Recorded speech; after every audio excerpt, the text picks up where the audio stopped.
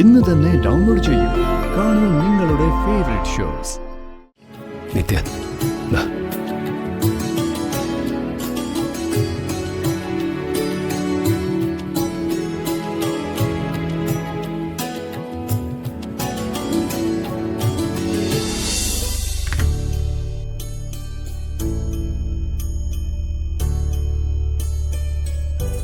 മനു, യാത്രയൊക്കെ നന്നായിരുന്നോ?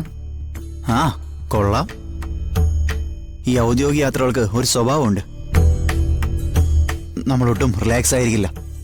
എപ്പോഴും മീറ്റിംഗ് ഒക്കെ ആയിരിക്കും. കൺമുന്നിൽ നമ്മളെക്കാൾ ഉന്നതരായ ആളുകള്. അതൊരു ചട്ടക്കൂടാ.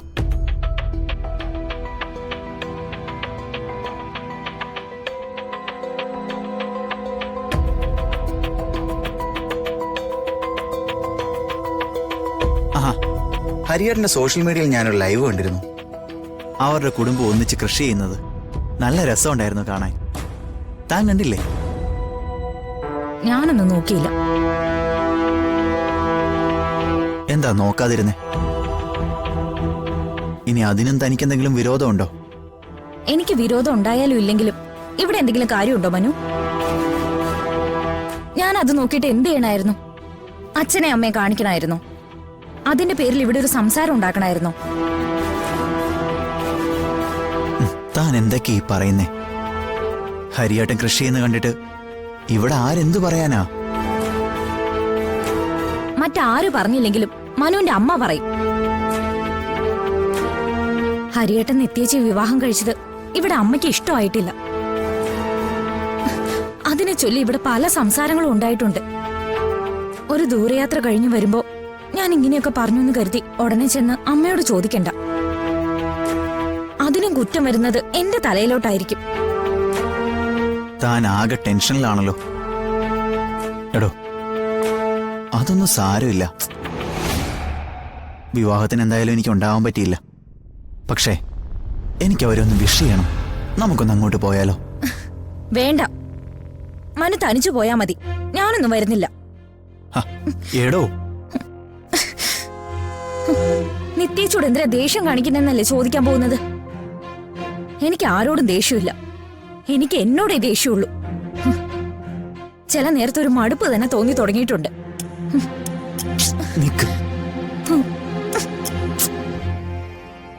എടോ, അമ്മയുടെ കാര്യം ഞാൻ വ്യക്തമായിട്ട് തന്നോട് പറഞ്ഞിട്ടുണ്ട്.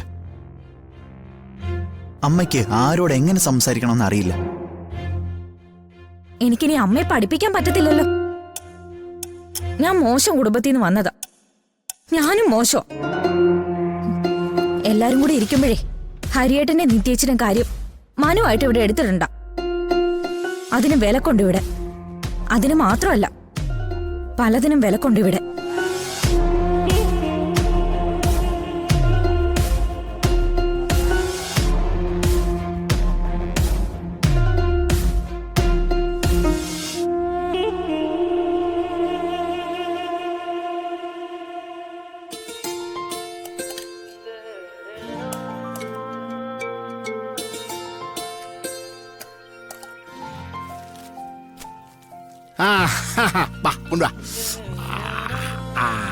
അപ്പൂപ്പൻ അപ്പൂപ്പൻ തരാട്ടാ.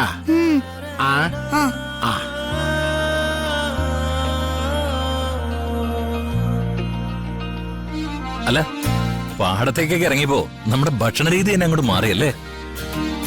ഇവിടെ ഇരുന്ന് ആരെങ്കിലും ബിരിയാണി കഴിക്കോ അങ്ങളെ? ഈ വരമ്പത്തിരുന്ന് ഇതൊക്കെ കഴിക്കുന്നതാ ഒരു സുഖം. മോള് കഴിച്ചോ? അതെ, കാന്താരി മുളകിട്ട് മീൻകറിയാ. ഒരുപാടൊന്നും എടുത്ത് കഴിക്കാൻ നിക്കല്ലേ. അതെ, എത്ര കാലമായി ഇതുപോലൊരു ഇരിപ്പിരുന്നിട്ടും ആസ്വദിച്ച് ആഹാരം കഴിച്ചിട്ടും. അല്ലേ ശരവണ, കൊത്തി കളിച്ചിട്ടേ ശരീരത്തിന് വല്ല വേദന ഉണ്ടാ? எனக்கு இது என்ன சார், ഇതിലും பெரிய வேலையெல்லாம் நான் செய்திருக்கு. ஆனா இந்த பாடத்தை இறங்குறது ஃபர்ஸ்ட் டைம்.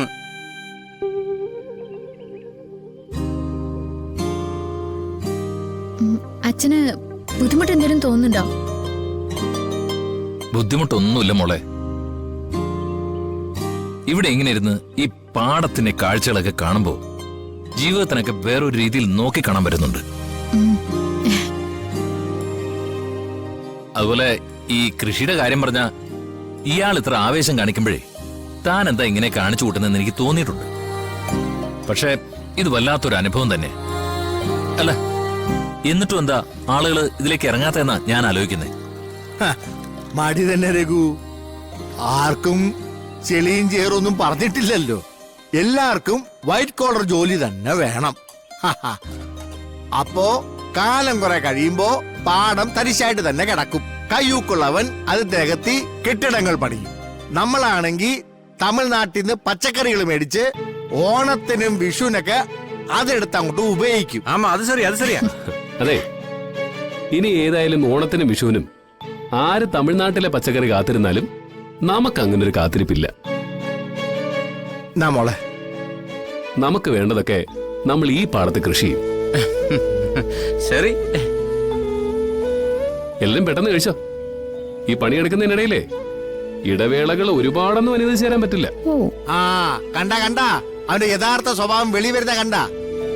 പിന്നല്ലാതെ ഇവിടെ ഇരുന്ന് കുഴപ്പമില്ലേ, പണി നടക്കില്ല.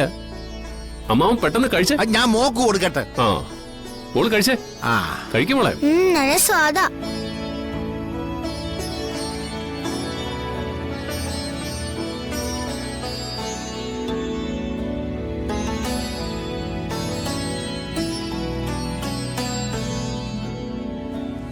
കല്യാണി, നീ വന്നേ. എന്താ അച്ഛാ? ദാ.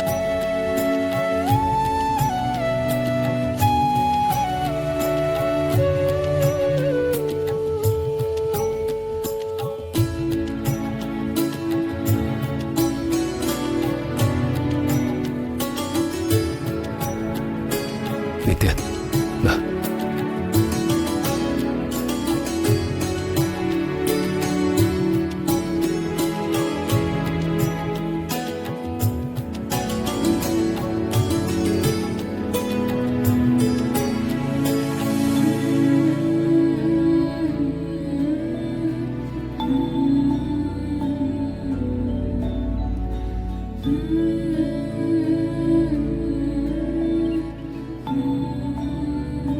ആ അപ്പൊ നിത്യാമ്മയ്ക്ക് കൊടുക്കാനാണല്ലേ എനിക്ക് ആദ്യം ഒരു കഷ്ണം തന്നത്. ആ പോട്ടടാ ഹരി, പോട്ടെ.